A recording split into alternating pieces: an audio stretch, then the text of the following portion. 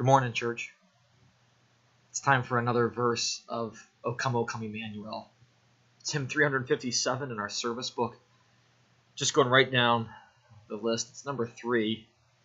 It says December 18, but here it is.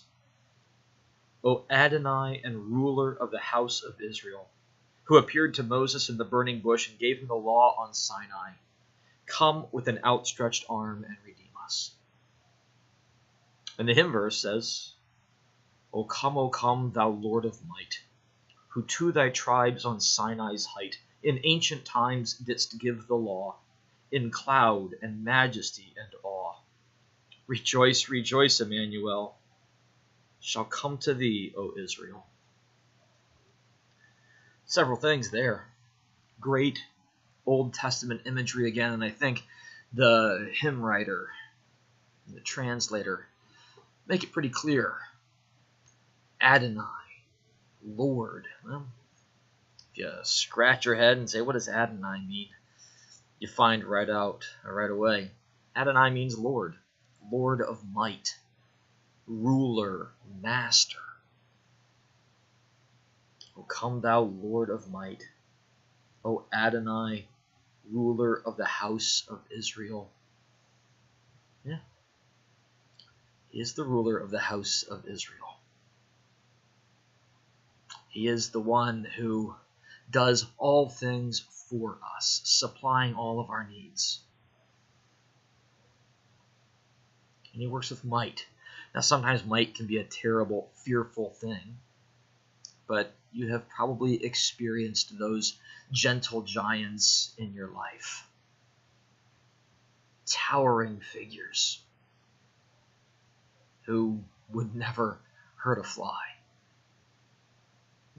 Conversely, you know those mighty midgets. A lot of strength and energy packed into a small package.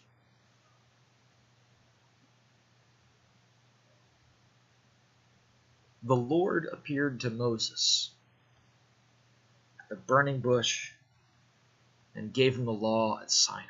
Yes. How mighty for the Lord to show up in Exodus chapter 3. Moses, now a shepherd with his father-in-law Jethro in the land of Midian, was tending his sheep. He saw a bush that was on fire but was not being consumed. And so he went to investigate this strange sight. And there he met the Lord. Take off your shoes, you're on holy ground, the whole bit. God commanded Moses to go back to Pharaoh and say, let my people go. Who am I to say is sending me? Moses said. Yahweh. I am who I am. I am the God of your fathers, of Abraham and Isaac and Jacob. I am the Lord. That's who you say is sending me to you. And then the law, Sinai, the greatest of the mountains that you and I encounter in the Bible. When we think about the law, we may be of divided thoughts on it. Do not do this, do not do that. Don't ever, ever, ever do that. But maybe we ought to think about it a little bit more graciously. The law of God is gracious. Our sinful heart says no. Our redeemed human nature says yes. I think I've shared with you the cruciform nature of the Ten Commandments. God tells us how we are to live under Him, with Him, in Commandments 1, 2, and 3. There is no other God. His name is great. And he gives us a day for rest, but resting in God's word, resting with God's people, the Sabbath. But God knows that he has put us in a community. He has set us among other people. Some of those people even go to church. Some do not. Some spurn the Lord's invitation. Commandments 4 through 10 are how you and I live together, how you live with your neighbor, how you live with your coworkers. Honoring our parents, killing, stealing, lying, coveting, committing adultery, all of those things. The Lord of might gave his name to Moses, wanted Moses to know that he was with them, the Lord was with them. And on Sinai's height, God was not ignorant of what his people were doing. And so he gave them the law, how we live with God, how we live with one another. Now there's the final little refrain, come with an outstretched arm and redeem us.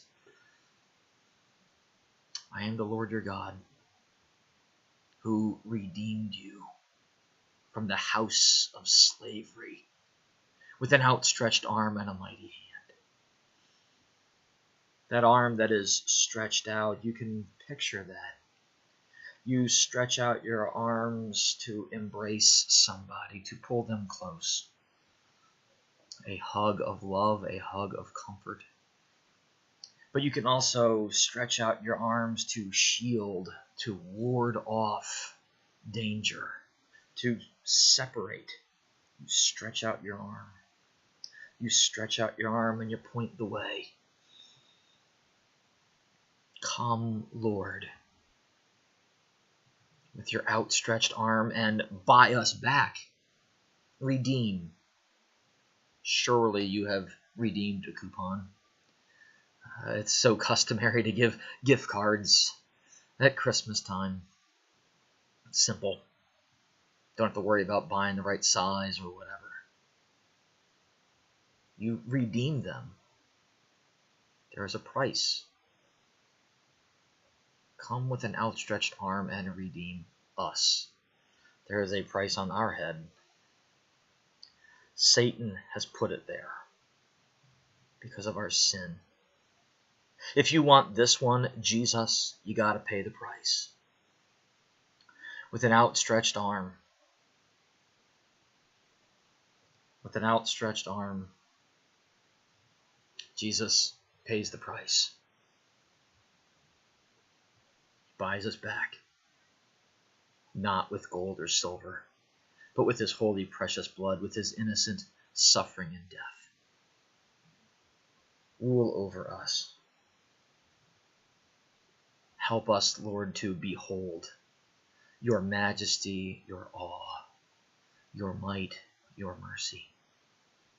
God bless you. We'll see you again tomorrow as we look at verse 4 of this tremendous Advent hymn.